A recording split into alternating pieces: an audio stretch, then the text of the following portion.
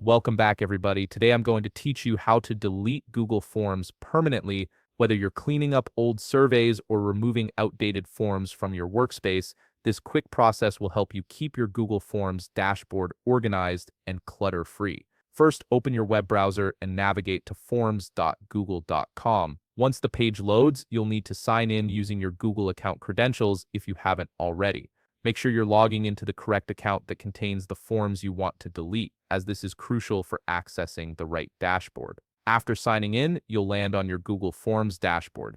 This is your main hub where all your created forms are stored and organized. From here, look for the section labeled Recent Forms. This area displays all the forms you've been working on recently, making it easy to locate the specific form you want to remove. Now hover your mouse over the form you want to delete. As you do this, you'll notice that additional options appear. Look for the three dotted lines icon, which typically appears in the corner of the form thumbnail. This icon is your gateway to various actions you can perform on that specific form. Click on these three dots to reveal a drop-down menu with several options.